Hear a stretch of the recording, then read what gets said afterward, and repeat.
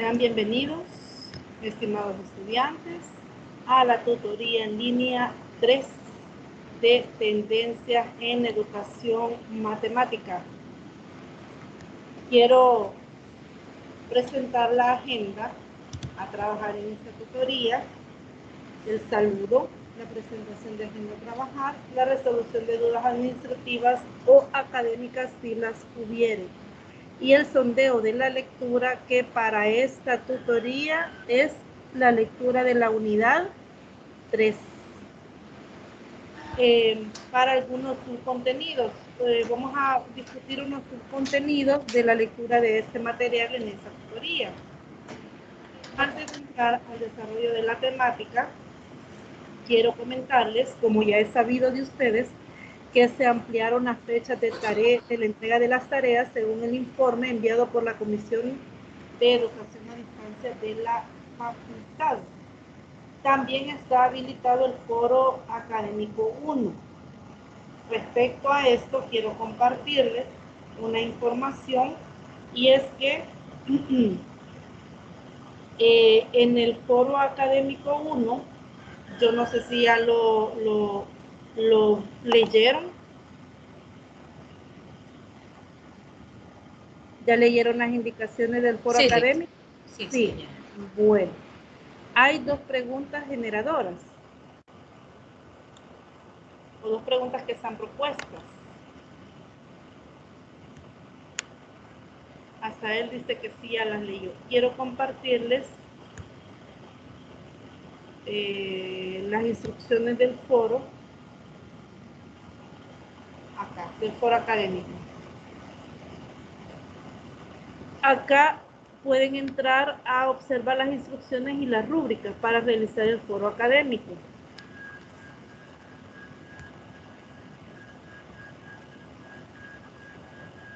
Tenemos desde el 25 de marzo hasta el 24 de mayo como último día para realizar las dos fases, o los dos periodos, o las dos partes. La corresponde al periodo para colocar sus respuestas a las preguntas generadoras que dan por desarrollar. Para apoyarse puede revisar el material didáctico de la unidad 2 y unidad 3 colocados en plataforma. La segunda parte consiste en que usted va a realizar un comentario de dos participaciones de sus compañeros, y aquí prácticamente no tienen mucho donde elegir porque ustedes son tres los de este grupo. Así que usted responde a las preguntas en una primera parte, y en la segunda debe realizar dos intervenciones o comentarios hacia la participación de dos de sus compañeros. Que estas intervenciones tienen que ser compartiendo su punto de vista o también refutando de manera justificada, como dice acá, por medio de argumentos válidos a la luz de las lecturas, lo expuesto por sus compañeros. Entonces, ahora, vamos a ver las instrucciones. Responda a cada una de las preguntas generadoras en diferentes intervenciones. Cada intervención debe contener mínimo de 200 palabras y no sobrepasar las 250. En caso contrario, no se calificará la participación. Debe acatar todos los lineamientos generales para la participación en los foros, documentos accesibles a través de la plataforma. También deben de tener en cuenta la etiqueta para comentar y las normas APA, en caso que se refiera a autores relacionados a la temática de desarrollo. Respecto a esto, hay que revisar la rúbrica, porque en la rúbrica casi siempre uno de los aspectos a evaluar es que usted haya respaldado las intervenciones o citas bibliográficas de acuerdo a las normas APA, lo que quiere decir que esperaría en sus respuestas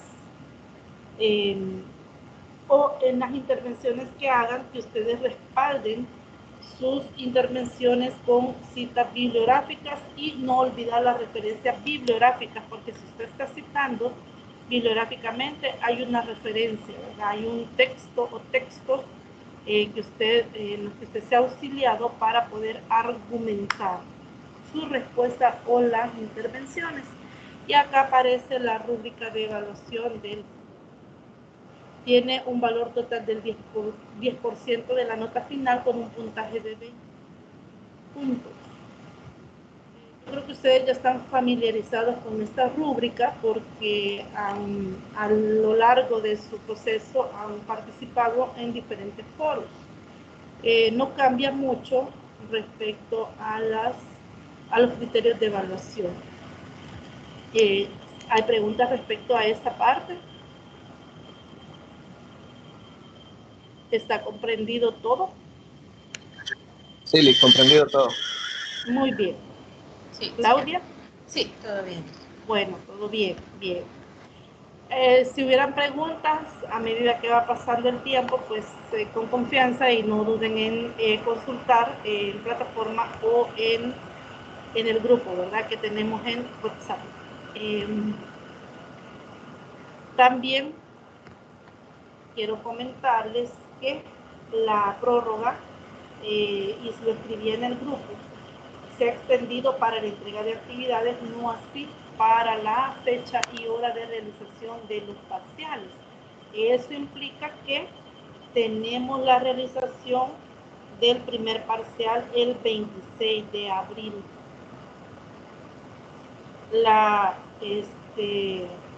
Sobre cómo se hará y las instrucciones, pues posteriormente se los haría saber en la medida que la coordinadora de cátedra también nos proporcione la información, pero solo comentarles que tenemos esa actividad programada para el 26 de abril. ¿Qué más? Comentar, bueno, respecto a la tutoría, esta va a quedar grabada y la pueden observar nuevamente en la pestaña de tutorías. Ahí estará compartido el enlace del video. Esto para el compañero también, para César, que no puede estar en las tutorías. ¿Hay preguntas respecto a esto, a los avisos que les he proporcionado?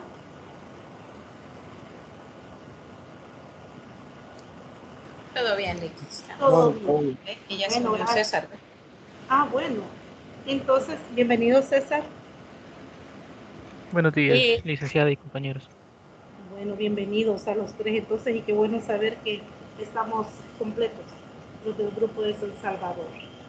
Bien, comentarles también que el día de hoy vamos a desarrollar la tutoría en dos partes. Una parte donde vamos a discutir la lectura, las ideas principales sobre la lectura que se ha realizado de la unidad número 3 en algunos subcontenidos, y dos, la segunda parte es la resolución de unos ejercicios propuestos y que en el grupo les compartía que íbamos a estar trabajando con la unidad número 7 del libro de matemáticas, del libro Esmate, y de hecho yo les compartí el libro por si usted no lo tenía digital, para que usted tuviera acceso a la lectura de la unidad número 7. También hay una variante en esta tutoría, y es que al final del desarrollo de la tutoría se va a plantear 3 preguntas en relación a la temática desarrollada y de acuerdo a la lectura que han realizado, y estas preguntas las van a responder y luego la van a entregar como tarea en plataforma. El espacio se habilitará con las instrucciones pertinentes posteriormente. Entonces hay 3 preguntas que al final se las voy a compartir, que serán desarrolladas y entregadas como tarea. Bueno, respecto a la lectura de la unidad número 3, voy a abordar un subcontenido que es la historia de la matemática como recurso didáctico. Hemos hablado sobre la importancia de hacer uso de la historia en la enseñanza de la matemática, Y quiero preguntar, ¿cómo han tenido ustedes acceso a los libros SMART? Al menos compartí el de primer año y he compartido el de noveno, y algunos han tenido, bueno, creo que ya han tenido acceso al menos a revisar un poco estos libros. Quiero preguntar, en la lectura o en el abordaje de las unidades, ¿han observado usted que se hace uso de la historia, de la matemática en el abordaje de los contenidos en estos libros?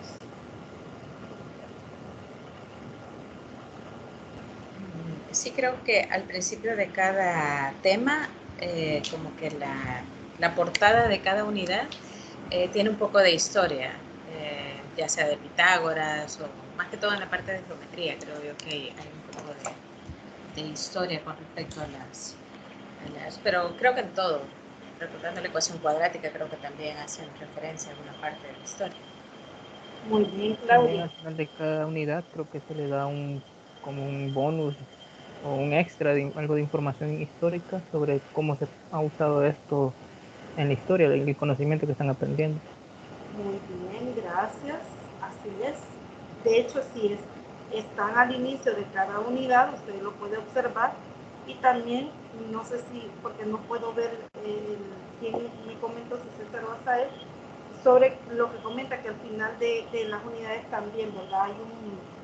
Como que hay un refuerzo sobre la aplicación de estos conceptos y en la historia, ¿verdad? Bueno, y de hecho, si usted lee diferentes textos en matemática, siempre cuando se aborda un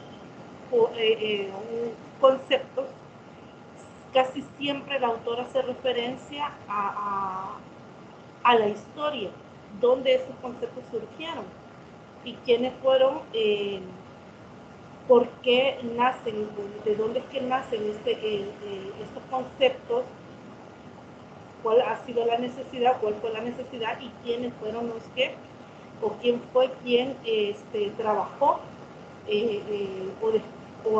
incluye estos nuevos conceptos, y casi siempre surge de una necesidad o de un conflicto, y la evolución de la matemática ha sido a partir de esas diferentes crisis que ha sufrido la matemática. Y en estas, como parte de dar respuesta o solución a estas crisis, o salir de este impasse, digamos, de esta etapa de estas crisis, es que surgen los nuevos conocimientos, los nuevos aportes a la matemática que ha permitido que ésta pueda evolucionar. Bueno, en ese sentido, comentarles que el estudio de la matemática a través de la historia tiene implícito su desarrollo y surge de ello la necesidad social y cultural de la humanidad para el desarrollo del concepto de número irracional. En ese sentido, aquí es que surge bastante digamos, el estudio con la historia, ¿verdad? Tiene bastante historia la matemática en este punto. Pero, ¿qué objeto tiene estudiar la historia de la matemática? ¿Cómo podríamos utilizar la historia de la matemática como recurso didáctico? ¿Qué piensan ustedes acerca de estas dos preguntas? ¿Qué objeto tiene estudiar la historia de la matemática? Hoy en los libros, como ustedes comentan, al inicio de la unidad y al final, se aborda un poco de historia, pero ¿cuál será la finalidad o el objeto al estudiar la historia de la matemática?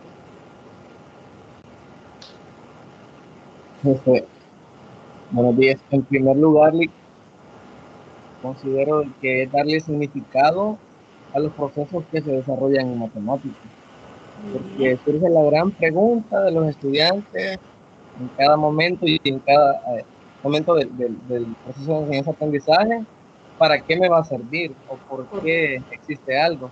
Entonces, cuando nosotros incluimos parte de la historia, y no solo tal vez como una nota histórica, sino que lo llevamos más allá para ponerles ejemplo del por qué, entonces como que les hago un poco más el conocimiento, y esa parte de que ya sabemos de dónde viene, entonces tiene más significado y tendrá entonces como motivación para el estudiante e interés en aprender. Muy bien, muchas gracias. Así es. Como dice usted, es parte de responder a esa gran pregunta que creo yo que ya la hemos escuchado, decir, y a mí para matemática, ¿para qué me va a servir? Lo que usted mencionaba. Lo otro, como usted mencionaba, es para generar ese interés, motivar, que los estudiantes comprendan la aplicación de la matemática en los diferentes contextos y que no es algo que no tiene significado y ha tenido significado en la historia de la humanidad, en diferentes contextos históricos, y ha dado respuesta, como decía, a diferentes problemáticas o ha solventado necesidades dentro de un contexto, ¿verdad? Entonces, lo que usted mencionaba es cierto. Pero ahora la pregunta, ¿cómo podríamos utilizar la historia de la matemática como recurso didáctico?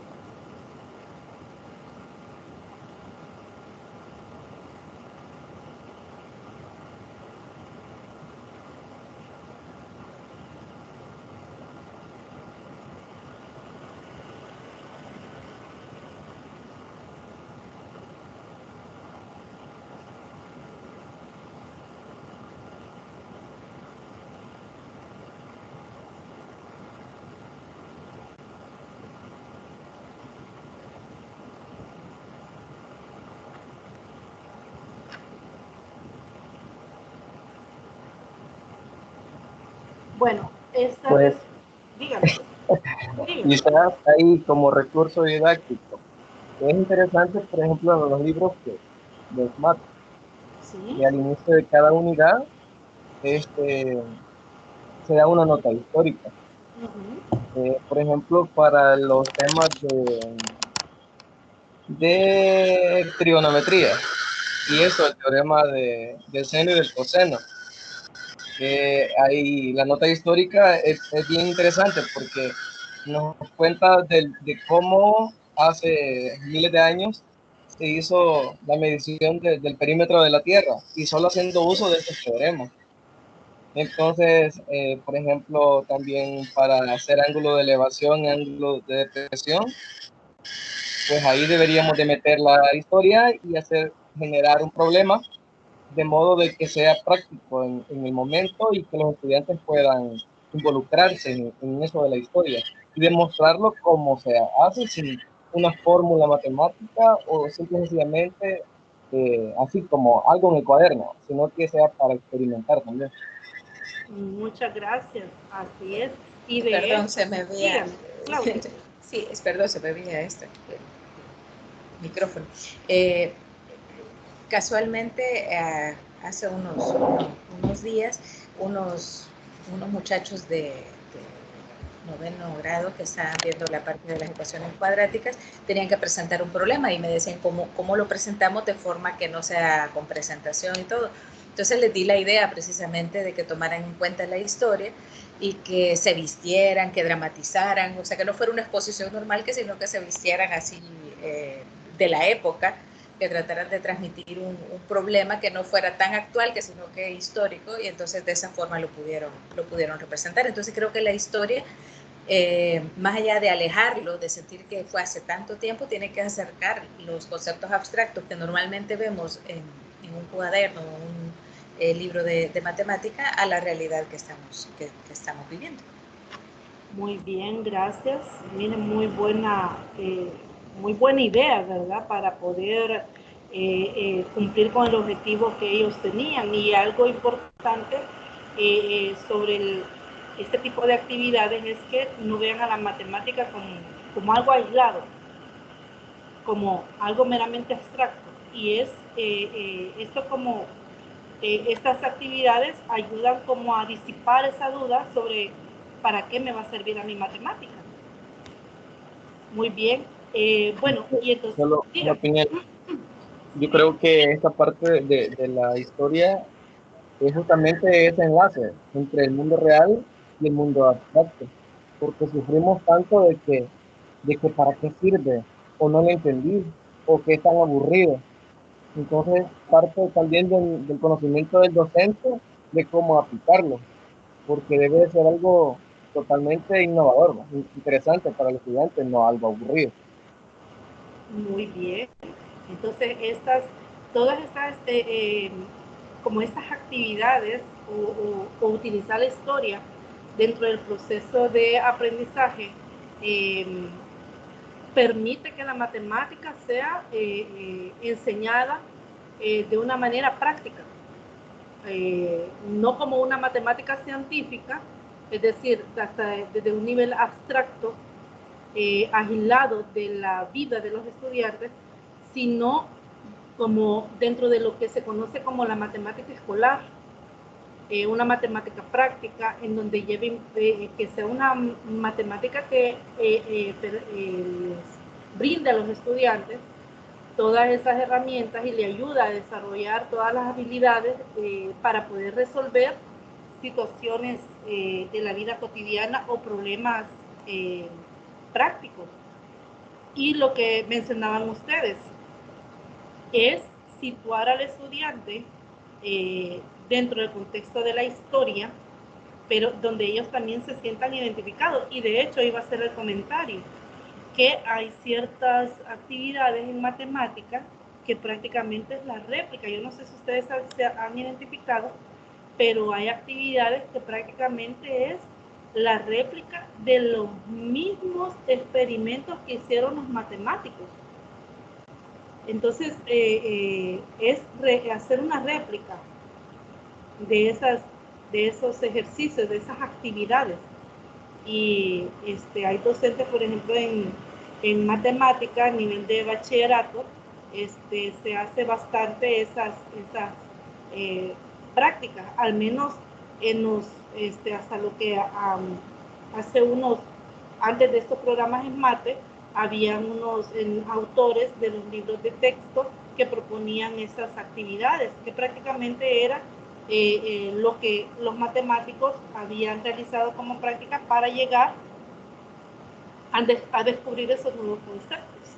Entonces, muchos autores han hecho uso también de la historia para poder ubicar al estudiante dentro de lo que sucedió y que ellos mismos tengan la oportunidad de poder experimentar y de poder comprobar y de llegar no a los mismos resultados, pero sí a comprobar que la aplicación de estos procesos aún son válidos, aunque hayan pasado muchos años. Bueno, según Guzmán, el conocimiento histórico matemático nos acerca a sus creadores, a su génesis, a los grandes interrogantes de la humanidad, igual a como se hace en literatura, que nos permite identificar y recordar a los grandes, ya que el conocimiento es impulsado por la cultura, en donde las dudas mismas en un colectivo pueden ser de carácter espiritual, práctico o artístico. Las matemáticas han estado presentes y son parte inherente al desarrollo y evolución del hombre en la historia, mediada por procesos de aparición espontánea y natural, en la búsqueda constante, entre otros, de encontrar en la cotidianidad soluciones a diversos problemas del contexto en coherencia con el ingenio y la creatividad humana. Las matemáticas no surgen de la lógica deductiva, sino del trabajo de la imaginación creadora, guiada por analogías, intuiciones e incluso ideales estéticos. La lógica actúa después solo como control. Esto lo expresa así Kleene. Bueno, la presentación de alguna forma sistémica se fundamentará en la dificultad histórica de la creación del concepto, como medio para intentar acercar al estudiante a su mejor comprensión, a un mayor acercamiento al sentido matemático de dicho concepto. Quiero preguntar, ¿qué entendemos o cómo interpreta lo que Kleene expresaba acerca de las matemáticas?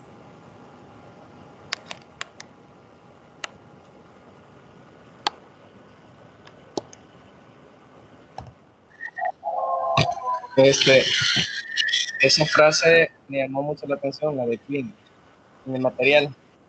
Y Ujú. me hizo pensar de que nosotros a veces quizás cuando vemos un contenido X en matemáticas y vemos la fórmula de entrada, entonces a veces quizás pensamos o escuchamos a veces que la gente piensa, y esta gente que creó estos temas estaban locos o qué pasaba. Ujú. Pero realmente no debemos de perder de vista de que la matemática es la respuesta a una necesidad de la humanidad. Entonces, considero de que con esto de la historia nos acerca a eso. Y como dice aquí, la matemática no es de la lógica deductiva, sino del trabajo de la imaginación creadora, Ujú. guiada por analogías e instrucciones e incluso ideales estéticos. Y eso considero. Bueno, gracias por su comentario. Sí, también quizás estamos tan acostumbrados a una matemática ya dada, ya hecha, que se nos olvida que también es producto de errores, es producto de experimentos, es producto de trabajar en un tema y desarrollarlo. Entonces, quizás la matemática está a veces mal formulada a la hora de la enseñanza.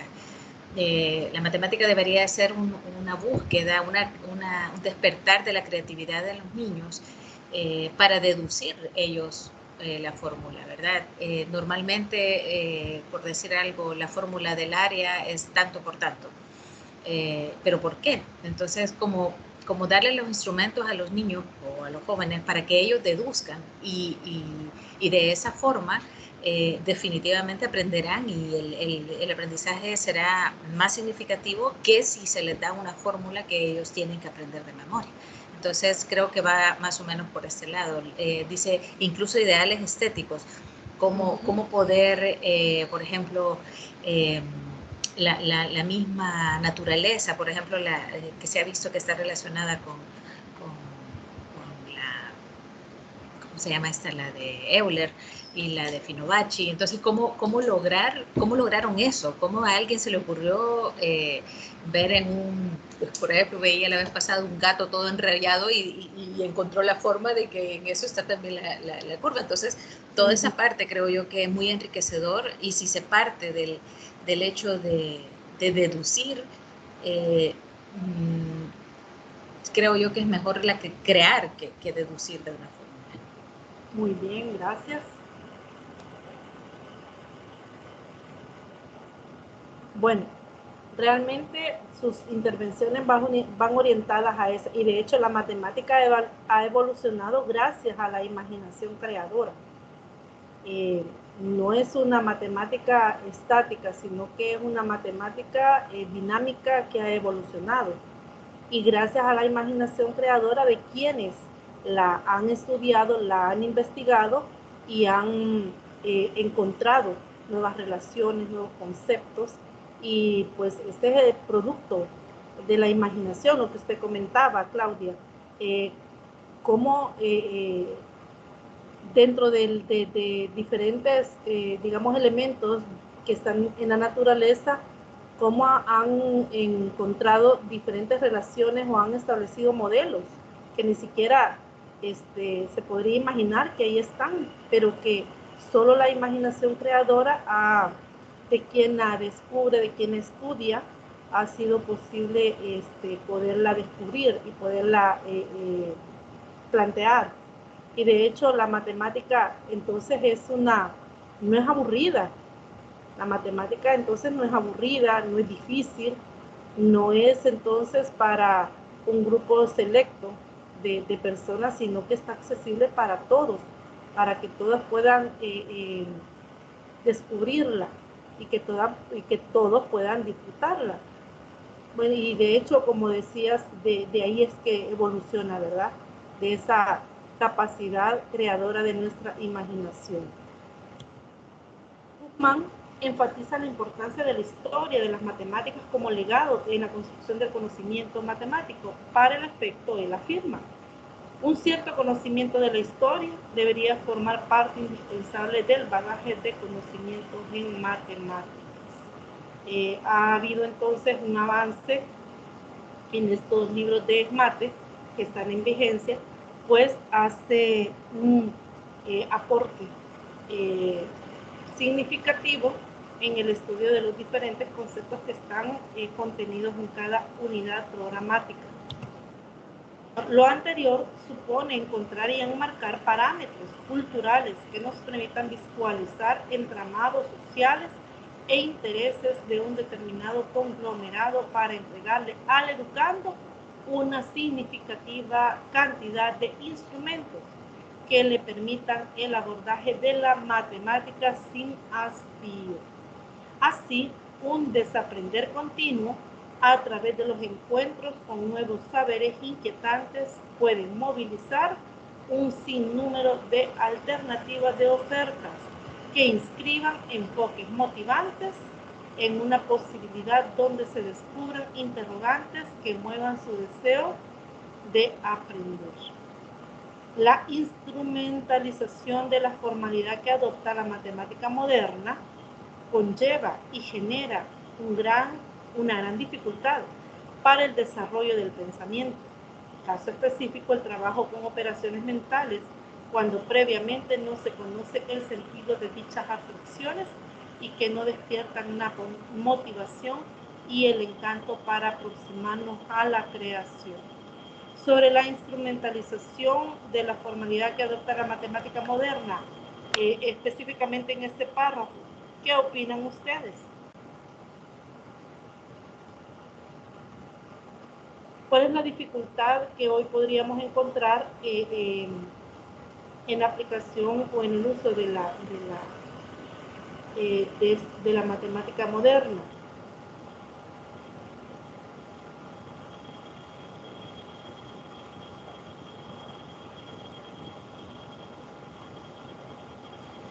Bueno, creo que las operaciones mentales cada vez se van limitando más por la misma tecnología. Algo tan sencillo como aprenderse los números de teléfono, por ejemplo, ya no es necesario porque todo está en el teléfono. Incluso el uso de la calculadora ha hecho que los muchachos lleguen a un momento en que dicen, ¿para qué me tengo que aprender las tablas de multiplicar si lo puedo hacer con la calculadora? Entonces, definitivamente hay una pérdida de esa capacidad de lograr hacer cálculos mentales.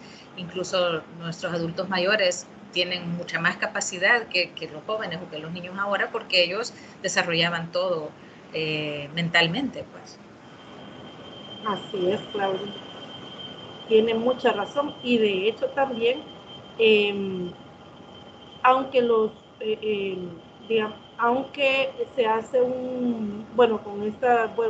porque hoy es lo que está vigente, aunque en los libros de matemática al inicio de cada contenido se aborda un problema y este problema se plantea con el objetivo que los estudiantes pongan o apliquen los conceptos que ellos ya han asimilado o se han fijado. Esta aplicación de los conceptos y la comprensión de los mismos debería de evidenciarse en la solución del problema que se plantea al inicio de cada contenido en esos libros. Pero pasa que hay una dificultad y casi que hay muchos estudiantes que tienen o evidencian la dificultad de cómo abordar ese problema. Y unos estudiantes pueden llegar a plantear el problema de manera correcta, otros ni siquiera pueden encontrar de dónde partir para poder resolverlo. Y es que hay una situación también, y es que muchos docentes, por diferentes razones, a veces no prestan mucho énfasis a la parte de la comprensión de los conceptos, y la matemática se desarrolla de una manera mecanicista, en donde la aplicación de los procesos para poderlos resolver es lo que cobra importancia en el abordaje de los contenidos, no así en la comprensión de los conceptos. Y esa es una de las situaciones que pasa también, sumado a lo que usted comenta, Claudio. ya no se toman, digamos, importancia al desarrollo del pensamiento matemático, sino a la aplicación meramente mecanicista de estos procesos. Eso hace que los estudiantes pues no despierten ese interés por seguir aprendiendo y, como usted mencionaba, Claudia, por ejemplo, comprender qué significa calcular el área de una figura, sino y la aplicación de la fórmula en sí misma, pero no llegan a comprender qué es este número a lo que ellos llegan como respuesta o como resultado del producto que realizan. Entonces, resolver o abordar los ejercicios de matemática meramente mecanicista o memorizando los procesos hace que el estudiante pierda el interés gran parte de lo que está aprendiendo y mata de una manera o digamos sí, digamos, pierde el interés y, digamos, no despierta esa parte creativa de los estudiantes para poder llegar a descubrir ellos nuevos caminos, ¿sí? Para poder resolver los problemas en matemáticas. La historia de la matemática no es parte constitutiva de los procesos en el aula de clases, descartando de paso con ello el fundamento y desarrollo del pensamiento humano, no permitiendo al mismo tiempo que sus temáticas y su evolución repercutan en el desarrollo y evolución no solo de la cultura, sino también de los procesos de enseñanza-aprendizaje, apartando el fundamento del pensamiento humano. La gran dificultad en el aprendizaje, pues se han olvidado sus inicios. Esto, aunque, bueno, esto es de manera general como una de las deficiencias en el abordaje de los contenidos en matemática.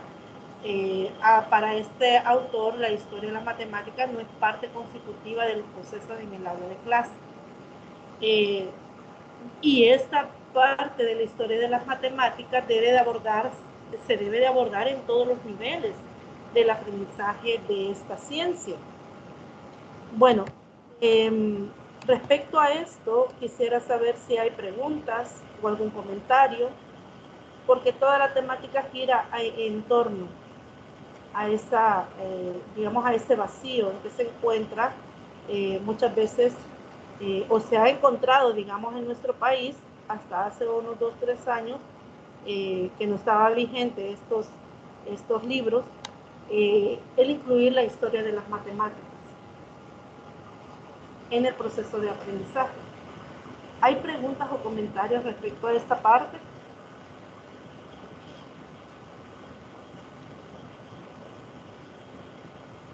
Todo bien, padre. Bueno, entonces continuamos. Todo bien. Bueno, gracias. La otra parte se refiere a la historia de la matemática como fuente de inspiración para diseñar actividades didácticas. La historia de la matemática es un recurso para la didáctica de la matemática, pero es algo más que una simple herramienta. Implica una determinada concepción sobre la naturaleza de la matemática, sobre lo que es conveniente presentar al alumno, sobre los objetivos curriculares que conviene destacar. Fíjese que estos aspectos sobre lo que es conveniente presentar al alumno, sobre los objetivos curriculares que conviene destacar, es lo que son los elementos que comprende la matemática escolar. Hay 6 formas de trabajo escolar donde la historia de la matemática es fundamental. Número 1, introducir anécdotas históricas dentro del trabajo cotidiano sobre matemáticas. Estas anécdotas pueden tomar eventualmente la forma de breves biografías sobre un matemático y su tiempo. introducción histórica ante un nuevo concepto. Creo yo que aquí se acopla muy bien, si no es que completamente, Claudia, a las orientaciones que usted le dio a estos estudiantes sobre cómo explicar las ecuaciones cuadráticas. Creo yo que aquí es que se hace uso, ¿verdad?, de la introducción histórica ante este nuevo concepto. También está la resolución de problemas históricos. Ante este autor dice que es recomendable que dentro de los problemas que se plantean al estudiante puedan plantearse problemas, como la misma palabra lo dice, problemas históricos, problemas que sitúan los datos del problema hacia ciertas situaciones que pasaron o que se suscitaron en la historia. Entonces es importante que no solamente se aborde al inicio, como en el caso de los libros, al inicio de cada unidad una referencia histórica o una nota histórica, sino que también dentro de los problemas que se plantean, el docente pueda plantear este tipo de problemas. Y de hecho, si usted, en el recorrido que usted ha tenido, en su proceso de aprendizaje, en este nivel de universidad, quizás recordará algunos problemas que usted abordó, que usted le dio solución, que tiene este tinte, un problema histórico. Entonces, se recomienda que el docente pueda plantear problemas que él pueda resolver o que los mismos estudiantes resuelvan. Luego está la construcción o construir historias en torno a problemas críticos del pasado que ilustren técnicas y métodos actuales. La construcción también de póster o trabajos sobre un tema histórico. Respecto a esto puede ser trabajos de investigación donde puedan incluir biografías sobre un concepto, o sea, que puedan abordar los conceptos matemáticos dentro de su contexto histórico a través de una investigación y que los alumnos puedan presentar a través de una forma ilustrada o este tipo de investigación que ellos puedan realizar. Esto es muy bonito, muy buena como recurso didáctico, ya que va a motivar al estudiante a que ellos investiguen y puedan encontrarle, digamos, el significado a estos conceptos y la utilidad que estos pueden tener ya en la vida práctica. Y también está el análisis de textos históricos, también como una de las, de los recursos didácticos que se puede tomar en torno a la historia. Fíjense que estos están de una manera más ampliada en el material. De acuerdo a la lectura que realizaron, ¿hay alguna pregunta que haya quedado respecto a estos aspectos o comentarios que ustedes quieran hacer para ampliar este punto?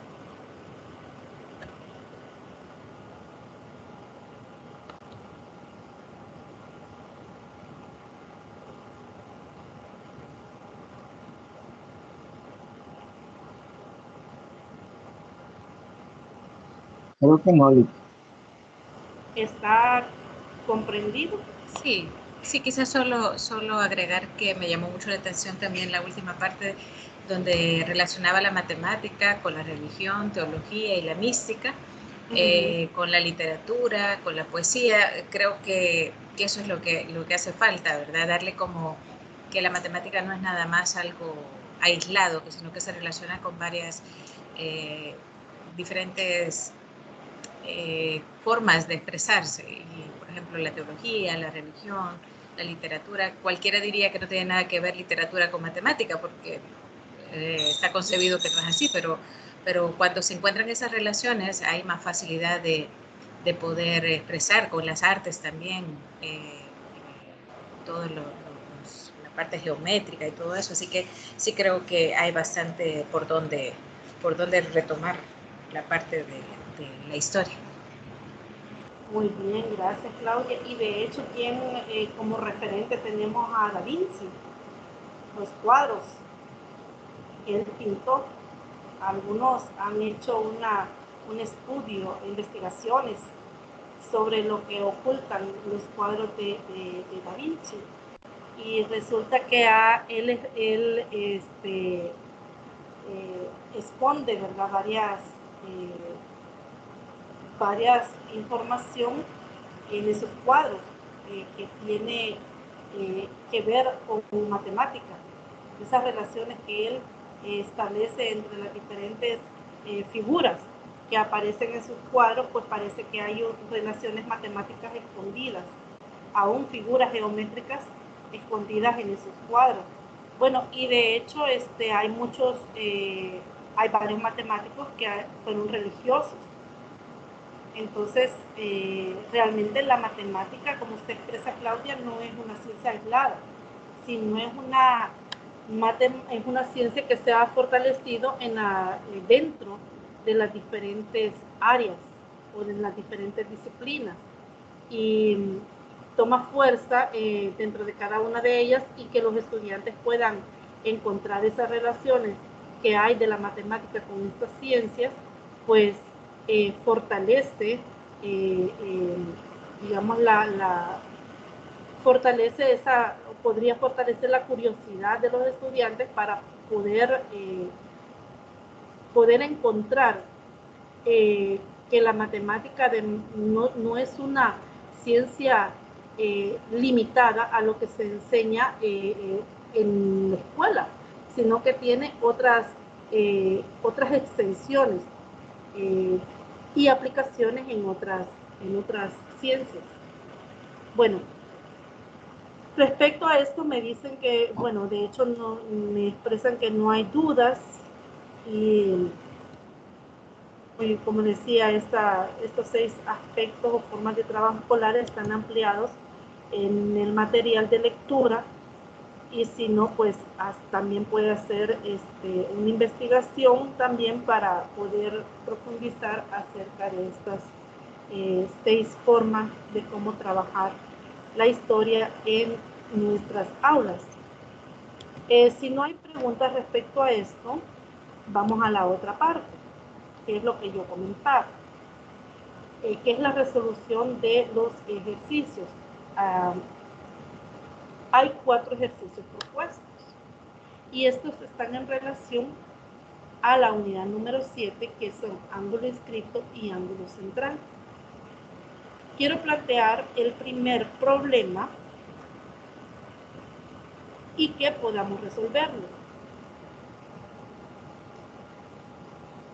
Pregunto, ¿revisaron la unidad número 7 del libro Smart? Sí. Sí.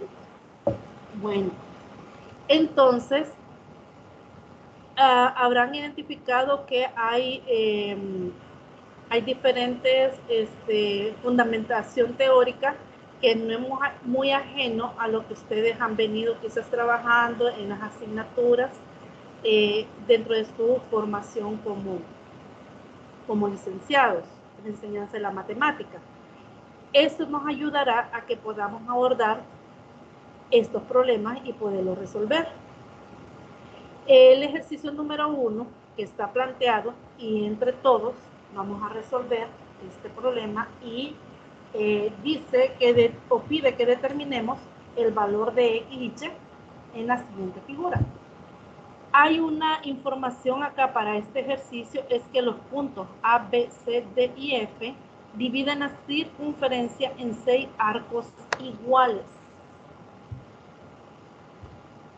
Nos vamos a tomar el tiempo y vamos a tratar de resolver este ejercicio. Aquí hay una información que yo les he incluido. Y es que en los ángulos inscritos que tienen en el interior el ángulo central que subtiende el mismo arco, también se cumple que la medida del ángulo central es el doble de la medida del ángulo inscrito. Entonces, ¿qué quiere decir? Que el ángulo Y es un ángulo inscrito que le corresponde a él también o que tiene la mitad de la medida de un ángulo central. Pregunto. Bueno, veamos. El segmento FC, ¿qué representa?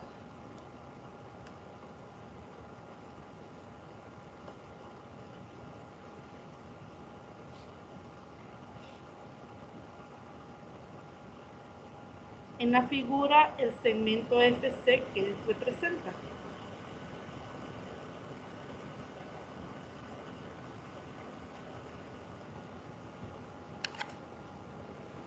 Asumiendo que pasa por el centro, el diámetro. El diámetro, muy bien. Y si bueno, y es una circunferencia, entonces la circunferencia tiene un centro.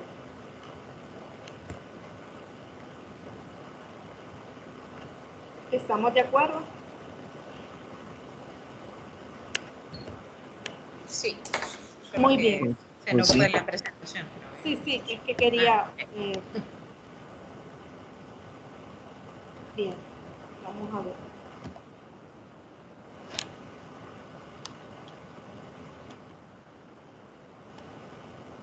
Tenemos la figura.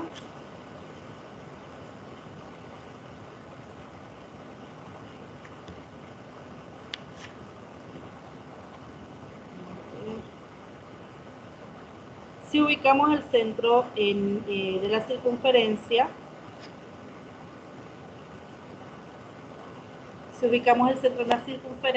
y en el entendido que el segmento FC es el diámetro, entonces podríamos trazar del centro a cada uno de los puntos a que hace referencia el ejercicio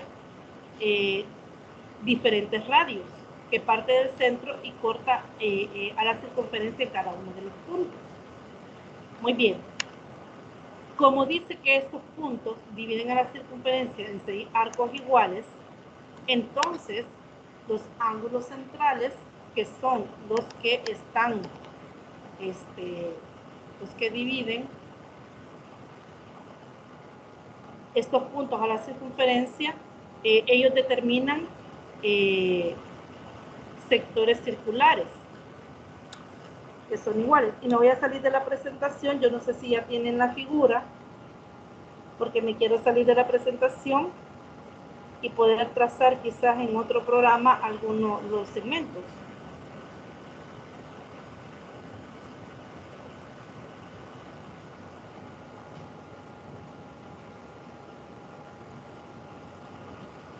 ¿Puedo salirme del programa? ¿De la presentación? Sí, dele. Bueno.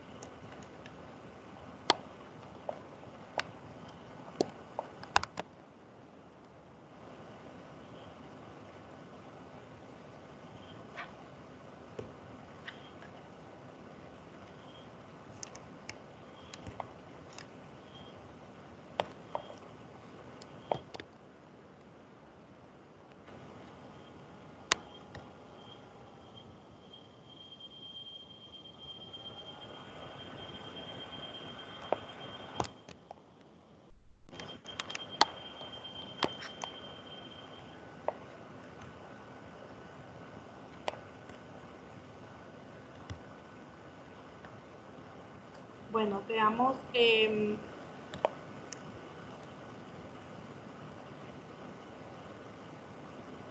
Si trazamos las líneas,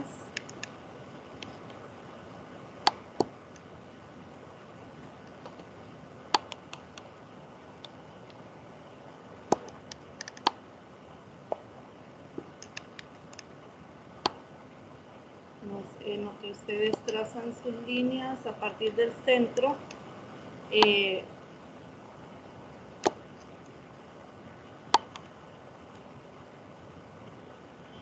vamos a determinar que se pueden trazar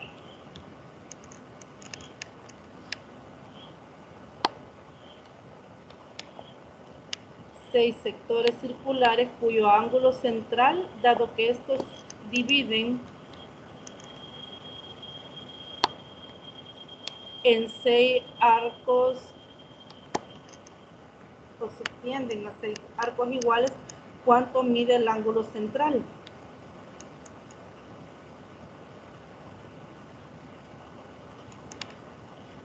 De cada uno. 60 grados. Muy bien, se divide 360 grados entre los 6, ¿verdad?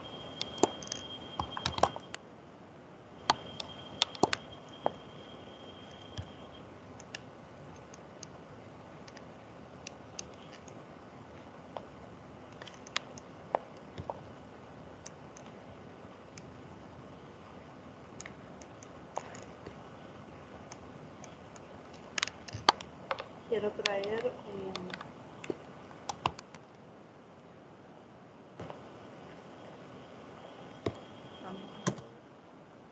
es posible pegar.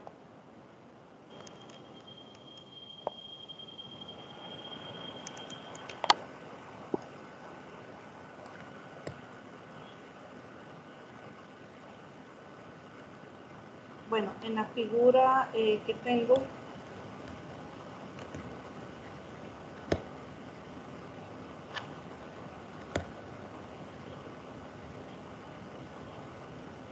vamos a ver acá. Bueno, no está, se desconfiguró la imagen al pegarla, pero vamos a ver, si tenemos o si trazamos desde el centro hasta cada una de los puntos, vemos que hay 6 ángulos centrales de 60 grados cada uno, se divide 360 entre los 6. Ahora bien, ¿cómo establecer la relación entre este ángulo Y para poder encontrar su valor? ¿Con quién lo podríamos relacionar? Porque necesitamos encontrar ese ángulo, el valor del ángulo X y el valor del ángulo Y.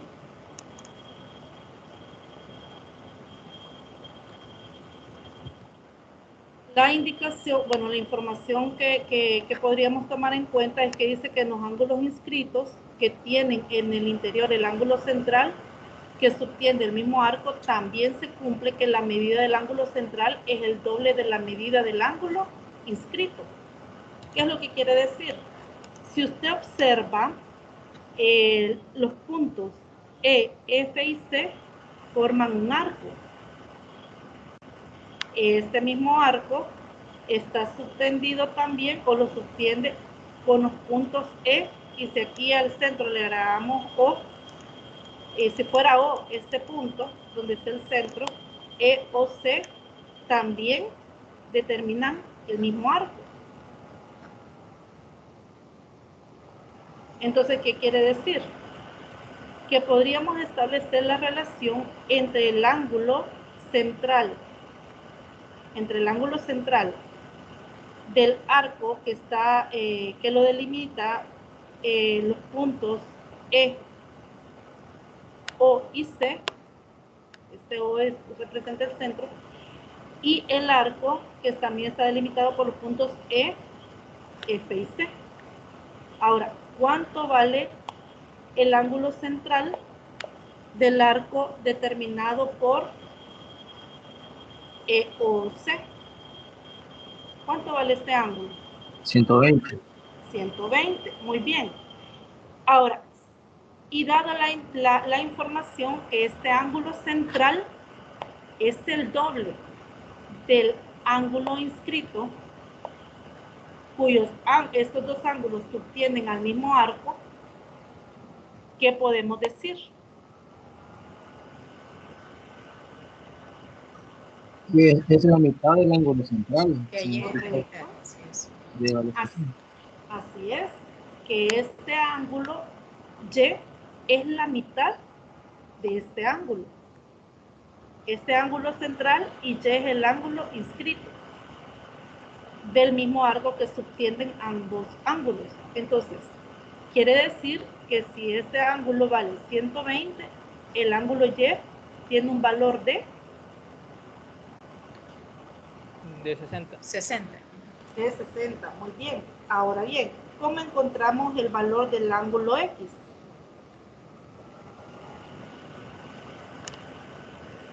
Con el mismo teorema. Muy bien, por el mismo teorema. El ángulo A o B Ajá. comparte el mismo arco con A, B y F. Ajá. Y entonces ahí sería 30. Muy bien, de forma análoga encontramos que el ángulo X tiene un valor De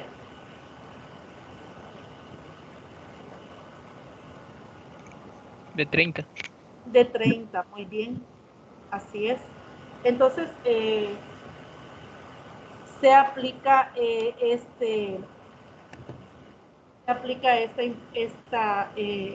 digamos, esta propiedad de los ángulos inscritos y el ángulo central. Bien, ahí sería, el proceso sería establecer en el caso del ángulo Y que el ángulo EOC es igual a la mitad del ángulo EFO.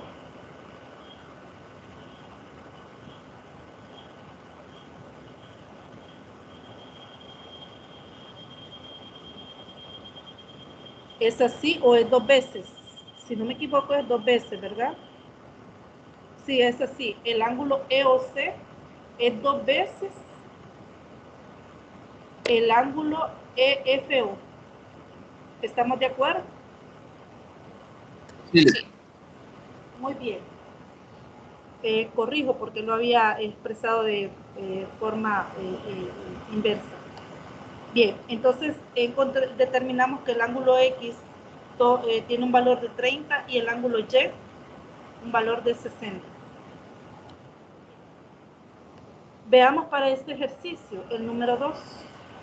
Dice, determina el valor de X, Y y Z en la siguiente figura.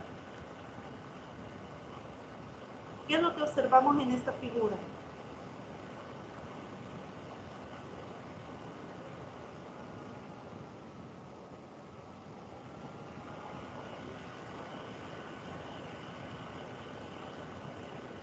Para encontrar el valor del ángulo X y el valor del ángulo Y,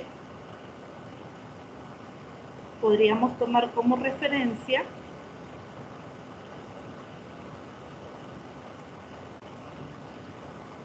El ángulo central siempre, que vale 180 en este caso.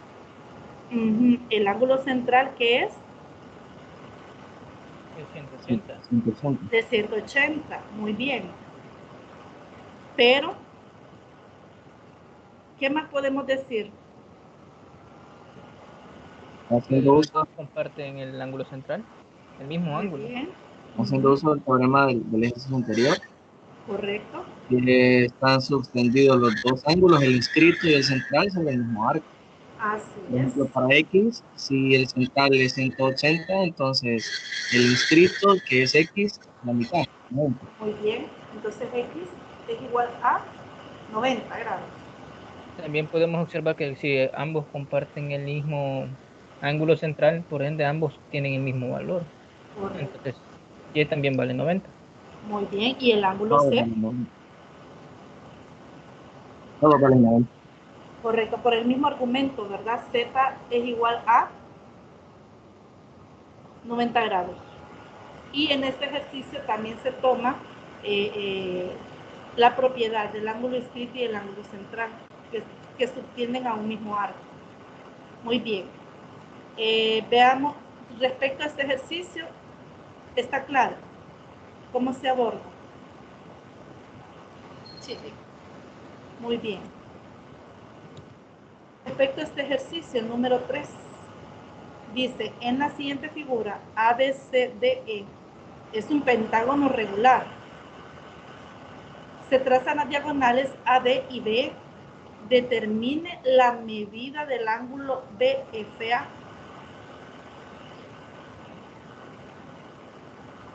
El que está marcado.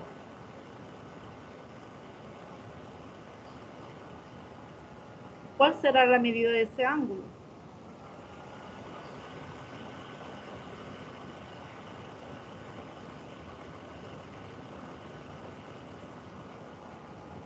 Bueno, primero, como es un pentágono, los arcos que definen AB, BC, CD, DE y A tienen un ángulo central de 72.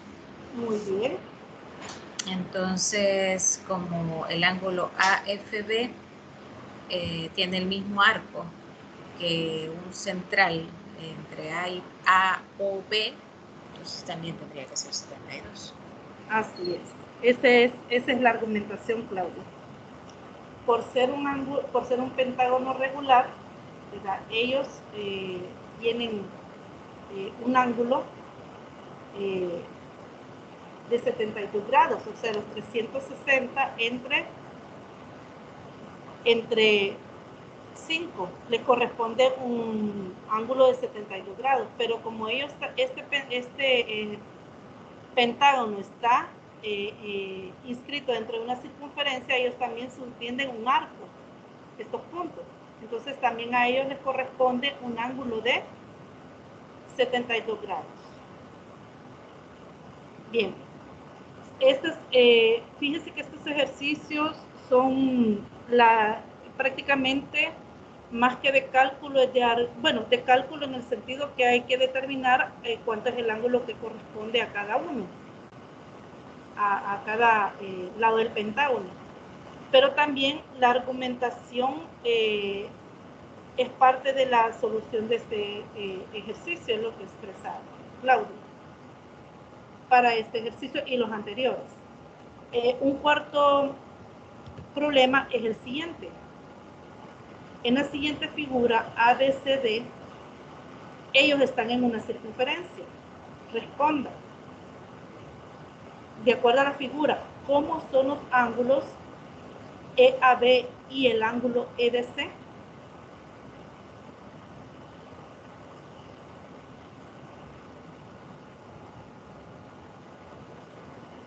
¿Cómo son estos ángulos?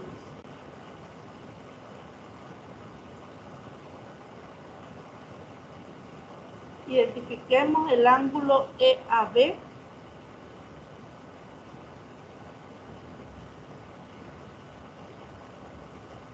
como es respecto al ángulo EDC. Serían iguales porque tienen el mismo arco. Correcto, porque ambos subtienden el arco. ¿Qué arco subtienden? BC. Muy bien, Claudia, así es, esa es la respuesta. La siguiente pregunta, ¿cómo son los ángulos ABE y ACB?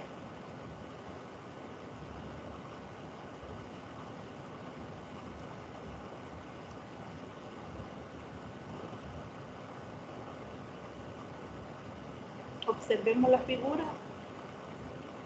ABE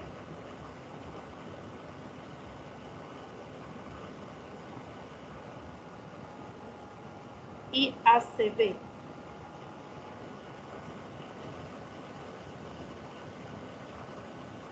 ¿Son ángulos similares? ¿Similares?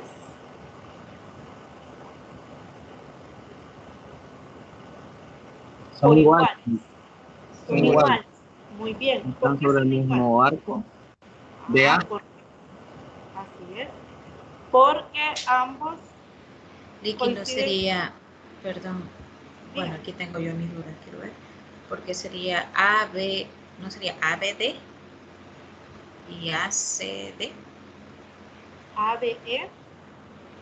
Porque es que el ángulo dice, sí, ¿verdad? Pero es el mismo, o sea, se entiende que es el mismo, que ABE es el mismo ángulo que ABD. Ajá. ¿Por qué? Sí, Porque son iguales. Alguien ya lo Sí, porque explicaba. sería el ángulo B y el ángulo C. Correcto, son ellos, ¿verdad? Pero ¿por qué son iguales? ¿Me explicaron? Son sobre el mismo arco Correcto. de A o AB. Porque ambos ángulos son ángulos inscritos de un mismo arco. Por eso son iguales. Muy bien. ¿Y cómo son los triángulos ABE y el DCE?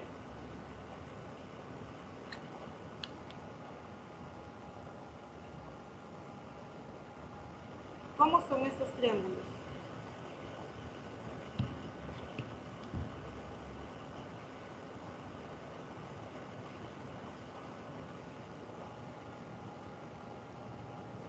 Congruentes, ¿Por qué, Claudia? porque cumplen con la de los tres ángulos iguales. Ujú. Ajá. ¿Cuáles? Criterio. Sería ángulo, ángulo. Muy bien. Criterio. ¿Cuáles son los ángulos que son iguales? Lo que dijimos A, C, bueno, sería el ángulo C con el ángulo B, si lo queremos ver así, el ángulo A con el ángulo D y el otro puesto por el vértice es el E.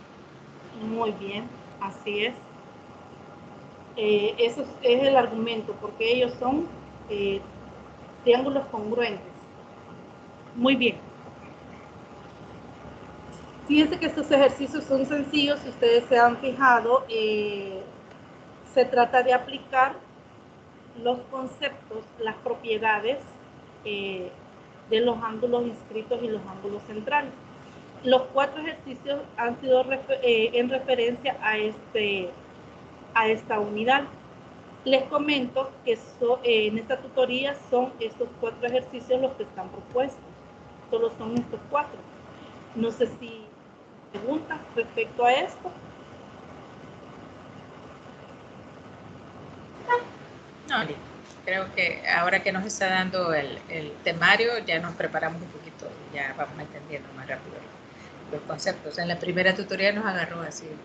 Ah, sí. Sí. Sí, la verdad que como no los conocía y no habíamos llegado a un acuerdo de la dinámica de trabajo con ustedes, por eso pasó eso, pero Sí. ya en estas tutorías, creo en la segunda que usted pudo estar, ¿verdad, Claudia? Sí. También se sintió más como muy, digamos, familiarizada con los ejercicios que resolvimos también. Sí, lo que pasa es que quizás a veces son temas que uno no está acostumbrado a dar tanto y entonces tiene que refrescar un poquito la parte de los conceptos. Pero sí, ahora ya vamos manejando más rápido las cosas. Muy bien. ¿Hay preguntas? ¿Ha quedado claro? ¿Todo bien? Sí, todo bien. Todo bien, Lick, no hay problema. Bueno, gracias. Entonces quiero comentarles que como son estudiantes muy aplicados y yo pensé que íbamos a llevarnos mucho más tiempo con la resolución de estos ejercicios y veo que hemos avanzado en un tiempo menor del que yo esperaba, vamos a finalizar la tutoría con la propuesta de las preguntas de tarea, porque la agenda está propuesta hasta aquí. Las preguntas de tarea son las siguientes. En base a la lectura, ¿cómo podríamos utilizar la historia de la matemática como recurso didáctico? ¿Cuál puede ser el uso de la historia de las matemáticas? Y una tercera pregunta, ¿cómo enseñar matemáticas desde una perspectiva histórica? Esas son las 3 preguntas.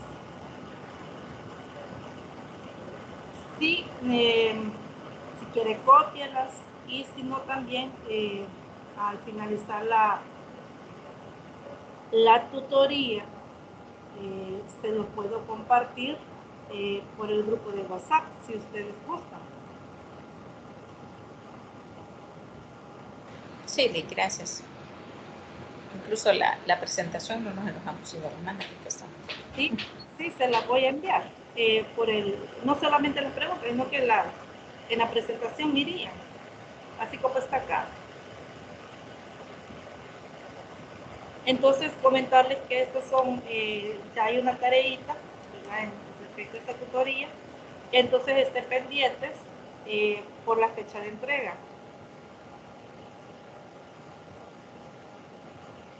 Ok, está bien. Bueno, cualquier duda o consulta pueden escribirme. Muchas gracias. Estoy a la orden para poder aclarar sus dudas y orientarles. Gracias, Lick. Gracias.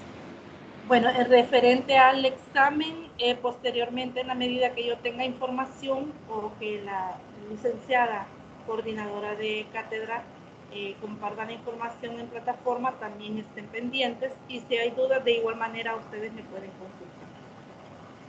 Ha sido un gusto poder estar con ustedes, compartiendo, escuchándoles, y si Dios permite, pues que nos permita pronto volver a poder compartir de manera personal.